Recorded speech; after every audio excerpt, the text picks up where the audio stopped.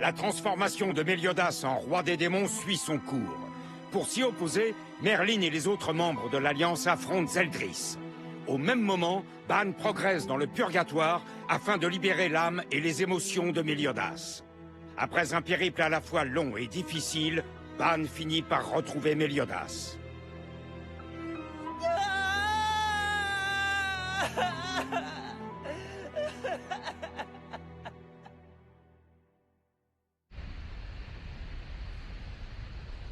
J'avais complètement abandonné cette idée. Je pensais ne jamais quitter le Purgatoire pour retourner dans notre monde, ni revoir Elisabeth. Et toi, je pensais pas te revoir non plus. C'est une sacrée surprise. Mais au fait, qu'est-ce que tu fais au Purgatoire? Monsieur Ban l'immortel a fini par claquer? Mais non, espèce d'idiot, réfléchis un peu. Je suis venu pour te retrouver et te ramener avec moi, chef. Non, t'es sérieux? Alors ça veut dire que tu sais comment sortir de là? Non, mais c'est pas vrai, quelle andouille. Tu t'es pointé là sans penser au préalable à la façon dont tu allais en sortir. Eh ouais, j'ai pas réfléchi à deux fois. Je pouvais pas te laisser croupir dans un endroit aussi pourri. C'est à ça que servent les amis, pas vrai? On a un peu de temps à tuer, si on en profitait. Ouais, bonne idée. On n'est pas pressé. On finira par la trouver, cette sortie.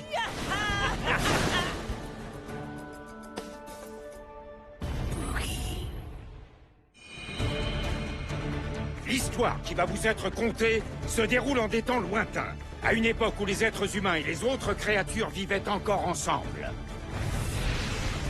C'est une nouvelle fois la guerre sainte. Même les dieux ignorent le destin qui sera réservé à Britannia à l'issue de cette bataille. Malgré tout, ils poursuivent la lutte et continuent à se battre pied à pied, dans le but de détruire le règne du mal et de protéger l'avenir de ceux qu'ils chérissent. C'est pourquoi on appelle ces héros élus les Seven Deadly Sins.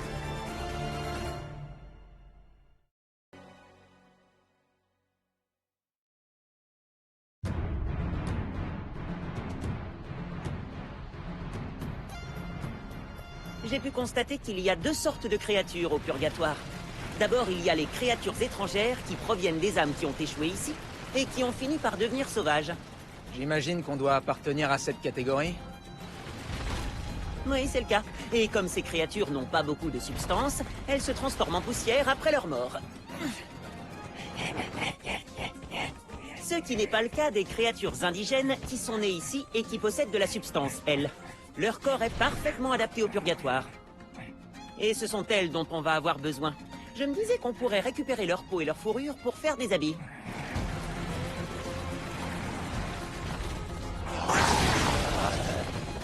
Il a bondi à une de ses vitesses. Cette bestiole m'intrigue.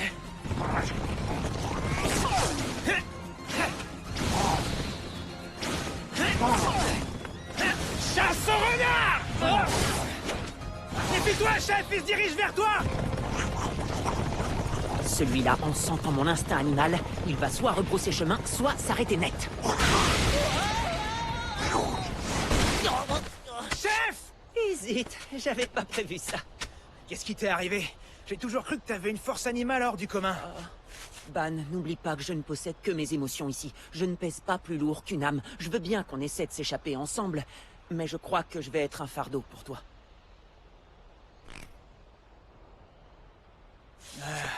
T'inquiète, s'il le faut, je te porterai sur mon dos.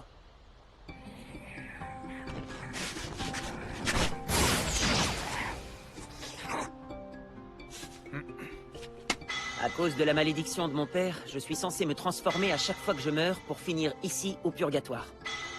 C'est quoi la finalité de tout ça? Mon père a décidé que ce serait moi son successeur.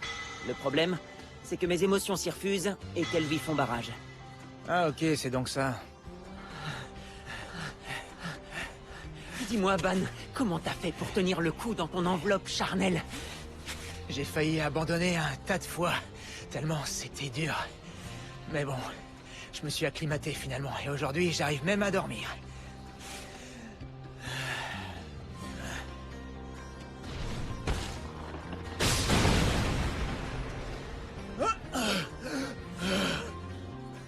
Je me le suis fait!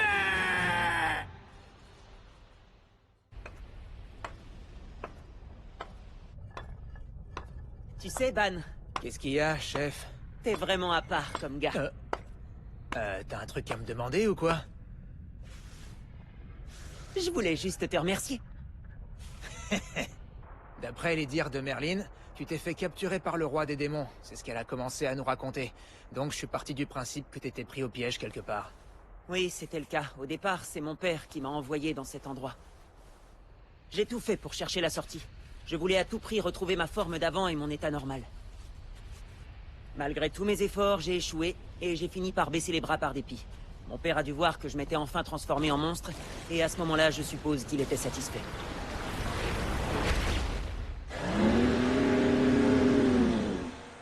Alors, pour ton père, c'est impossible que t'arrives à t'échapper. Que tu finisses par tomber sur la sortie du purgatoire pendant ta longue errance et que tu te fasses la belle? Ouais, on dirait bien. Depuis le début, il me laisse errer sans se soucier que je puisse sortir d'ici. Tiens, ça me fait penser, la sortie est peut-être située près de là où il se trouve, vu qu'il m'a éloigné de lui. Pas bête, je pense que ça vaut la peine d'aller vérifier. Ça coûte rien. Chasse crazy!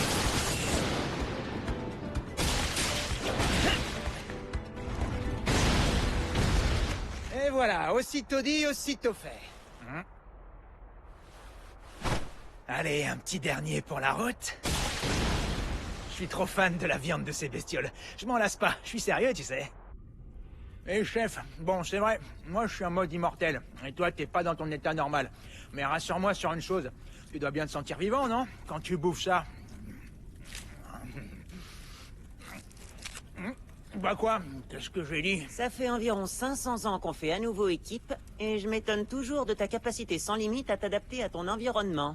Ah oui? Pourquoi ça t'étonne autant? Contrairement à toi, je suis fait de chair et d'os, tu vois? Et donc j'ai pas d'autre choix que de m'adapter. Si tu le dis, en tout cas, c'est un avantage certain que t'as sur moi. Je la trouve dure, cette viande. Dis, en parlant de ça, chef, peut-être bien que je me suis un peu trop adapté. Je suis devenu complètement insensible aux brûlures et aux engelures. Même l'air qui me piquait les poumons tellement il était chaud me fait du bien aujourd'hui. Si on me l'avait dit, je l'aurais jamais cru. Hé, Ban! Quoi? Si ça se trouve, t'es le premier être humain, et peut-être bien aussi le dernier, à avoir fait un passage au purgatoire sans perdre la boule. Qu'est-ce que t'en dis? Ouais, enfin, t'oublies un truc qui est pas négligeable, je suis immortel. Moi, je pense que t'as des qualités que d'autres n'ont pas. Peut-être que c'est l'environnement tout aussi pourri dans lequel j'ai grandi qui m'a aidé. Non, je crois pas que ça date de l'époque actuelle. C'est autre chose. Je crois sincèrement que l'expérience que tu as vécue au purgatoire t'a changé et qu'elle a dû déclencher une réaction à l'intérieur de ton corps et de ton esprit. Ça va épater tout le monde quand on sera de retour. Tu penses? Bon, si tu le dis, je te crois. Pour moi, ce qui compte avant tout, c'est d'avoir acquis plus de puissance pour rivaliser avec les 10 commandements. Le reste, je m'en tape. Hé, pourquoi tu rigoles? Tu te moques pas de moi, j'espère? Non, jamais de la vie, je riais, c'est tout. Ah, au fait, j'ai réalisé une chose depuis que je suis au purgatoire. C'est quoi? Eh ben, c'est à quel point ta puissance à toi est grande, et là, je suis très sérieux. Tu te souviens? Tu m'as laissé ce petit souvenir. Dis-toi que ni les flammes ni la glace du purgatoire ne sont parvenus à faire ce que toi, tu m'as fait. Quand t'auras récupéré ton corps dans le monde des vivants, tu redeviendras invincible, chef. Bon, c'est pas le tout, mais maintenant, faut qu'on se mette en route. Trouvons le roi des démons et rentrons chez nous. Oui, je suis d'accord. Je sauterai sur Elisabeth, elle sera pas déçue. Et moi, quand je retrouverai Elaine, je lui ferai sa fête. On rouvrira la taverne avec les autres Seven Deadly Sins et tout redeviendra comme avant. Ouais! Par contre, tu me laisseras au fourneau, ok? Tu cuisineras pas, promis?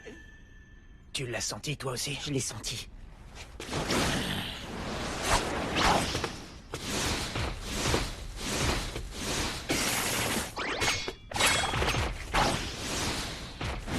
Viens là, toi, t'es à moi. Mais... Restez où vous êtes. Qui es-tu? Je vous retourne la question.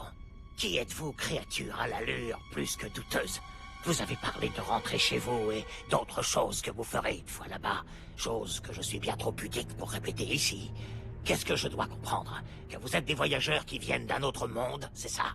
Je pense que cette définition nous correspond. Je le savais. Et toi, t'es qui, hein? Un des sous-fifres du roi des démons? Le roi des démons. Vous voulez parler de cette espèce de géant? Désolé, mais je ne le connais pas, même si je sais où il vit. Tu sais où il vit? Attends, t'es sérieux? Oui, je peux vous indiquer la direction à suivre si vous le souhaitez. Par contre, vous devrez vous montrer coopératif dans un premier temps. Mais du coup, toi, t'es qui, au juste? Eh ben moi, je m'appelle Wild et je suis un guerrier errant à la recherche de son jeune frère dont il a été séparé à la naissance. Grand maître Hawk? Quoi? Non, moi c'est Wild.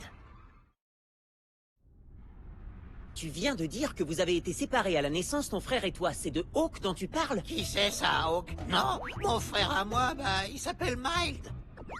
Mais bon, comme on a été séparés très tôt à la naissance, il se peut que j'ai pas bien retenu son nom et que je me sois trompé. Oh! Mais alors, qu'est-ce que ça signifie? Que vous connaissez quelqu'un dont la beauté se rapproche de la mienne? La beauté, j'irai pas jusque-là. Par contre, si vous êtes pas frères, vous êtes des clones. T'as entendu ce croix-beau? J'y crois pas.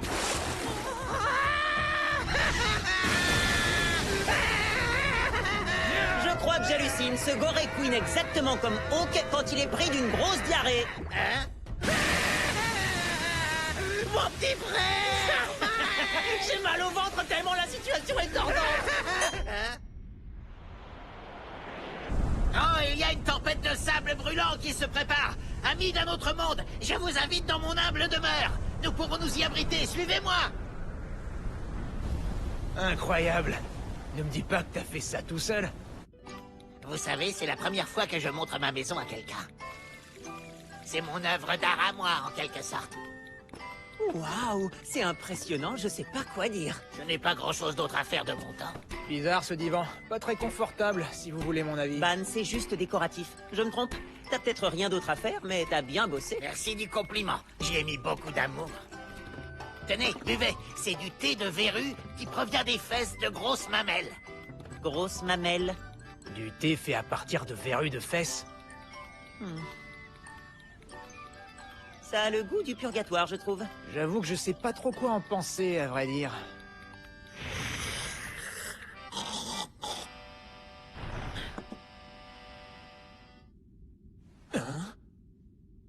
Ça va faire bientôt 8 millions d'années qu'on a été séparés. En fait, quand mon cher petit frère est né, il a été kidnappé par ce fameux roi des démons dont vous m'avez parlé tout à l'heure. Et ce n'est pas tout. Je crois qu'il l'a envoyé dans un autre monde. Non, Mike, reviens! Une seconde, Hawk s'est réveillé à Britannia il y a 16 ans exactement. Si une année au purgatoire équivaut à 1 minute là-bas, ça correspond au même nombre d'années. Mais je comprends toujours pas. Pourquoi il a été envoyé dans un autre monde? Pour moi, ça n'a pas de sens. Eh bien, c'était pour m'espionner parce que je suis le fils du roi des démons. Hein, quoi? Pas bon? C'est la raison pour laquelle Hawk a été enlevé, c'est clair. C'est pas vrai. Alors vous êtes le fils du roi des démons? Ça alors, j'en reviens pas. Au fait, je ne vous ai pas demandé comment vous vous appelez. Moi, c'est Meliodas. Et lui, c'est Ban. Oh, mais ça n'explique toujours pas pourquoi mon frère a été choisi pour cette tâche. Au début, mon père se servait d'animaux ordinaires pour m'espionner. C'était la solution qu'il avait trouvée pour que je ne les soupçonne pas. Mais ils sont tous morts prématurément parce qu'ils étaient relativement fragiles. Il a alors songé à utiliser une créature venue du purgatoire. Et c'était une bonne idée, parce que Hawk est particulièrement robuste. Ah, je comprends mieux. S'il résiste aussi bien aux attaques d'Hendrickson, c'est parce qu'il ne les perçoit pas. De plus, il est toujours de bonne composition, donc ça le rendait encore moins suspect. Monsieur Meliodas, Monsieur Ban, continuez, je vous prie. Parlez-moi davantage de mon petit frère Mild. Je veux dire de Hawk. Je parie qu'il doit être grand maintenant, et très très fort, hein?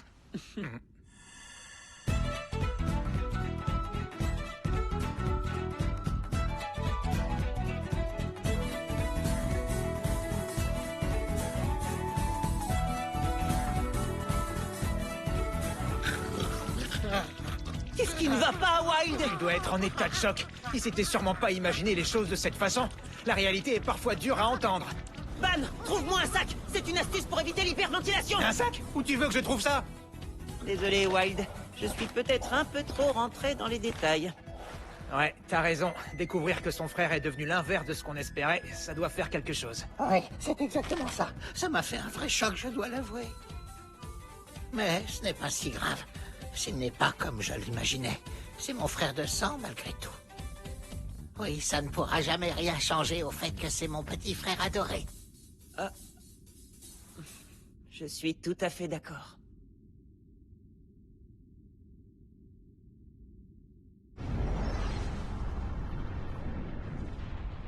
Consume-toi par l'action de ma grâce. Oh. Même si je n'ai utilisé qu'une partie de ma puissance, vous avez annulé mon attaque sans aucune difficulté. S'agirait-il donc de la capacité Dieu qui vous aurait été transmise?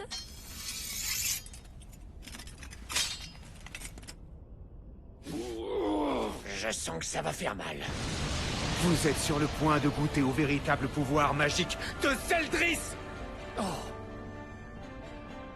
J'espère pour lui que ce n'est pas juste un coup de bluff. À partir de maintenant, je ne peux plus vous protéger. Alors reculez, compris? Oui, c'est compris. Je l'ai vraiment mauvaise d'endormir. Oui, je sais. Quel dommage qu'on ne fasse pas appel à nous. Préparez-vous à souffrir! Nébuleuse sinistre!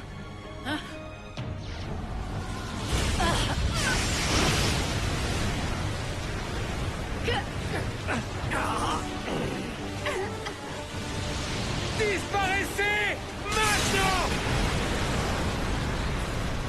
Grande marge de manœuvre.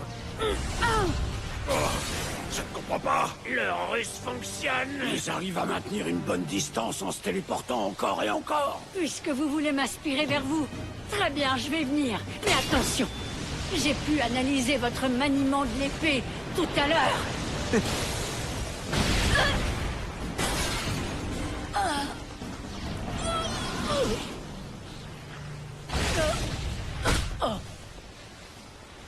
Qu'est-ce que ça signifie? Vous voulez faire à Miami ou quoi? Je n'ai pas fait exprès de percuter votre dos, Escanor. Ce n'est pas le moment de faire des plaisanteries. Espèce d'imbécile. C'est moi que vous osez traiter d'imbécile? Vous avez l'air de vous entendre comme cochon. Merlin, que peut-on faire contre ses capacités magiques? À ce stade, on ne sait que 2 ou 3 choses concernant sa nébuleuse sinistre. Premièrement, qu'il s'agit d'un vortex puissant qui se crée autour de lui et qui attire tous les êtres vivants qui l'entourent. Cela lui permet non seulement d'annuler nos attaques, mais de frapper avec une puissance inégalée. Ah, et une dernière chose à savoir. Avant qu'il déclenche cette fameuse nébuleuse sinistre, aucune de nos attaques n'est parvenue à l'atteindre. Les attaques magiques n'ont donc aucun effet. Cela provient certainement de son autre capacité, qui se dénomme Dieu. Nous sommes exposés à ces attaques, tandis que les nôtres ne peuvent pas l'atteindre. Ce combat risque d'être encore plus corsé que ce que je croyais. Escanor, écoutez, je vais avoir besoin d'un coup de main. Non, pas question. Ah, comment ça? Vous osez refuser? Vous saurez que je ne reçois d'ordre de personne. C'est la marque de mon arrogance. Et la marque de son arrogance. Pour qui est-ce que vous vous prenez, hein? Mon nom est Escanor, le lion de l'orgueil. Et moi, vous savez qui je suis? Je suis Ludociel, le chef des 4 archanges du clan des déesses. Alors obéissez. Qu'est-ce que ça peut bien me faire? Vous avez intérêt à coopérer. Je porte la parole divine, c'est clair ou pas? Désolé, ça me passe complètement au-dessus. Non, mais vous n'êtes pas sérieux, j'espère. Escanor, s'il te plaît, coopère avec Ludociel. Avec plaisir. Je croyais que vous ne receviez d'ordre de personne. Merlin est à part, c'est une femme unique en son genre. Mais peu importe, j'espère que vous avez mis au point une bonne stratégie. Sinon, vous allez avoir affaire à moi. Tout ce que je vous demande, c'est de suivre mes consignes. Super, le beau temps est revenu. Maintenant qu'on n'est plus sous la menace de la tempête, reprenons le cours de notre mission d'évasion, ok? Ça commence par une visite au roi des démons. Et ensuite, je pourrai enfin retrouver mon petit frère adoré, Mike.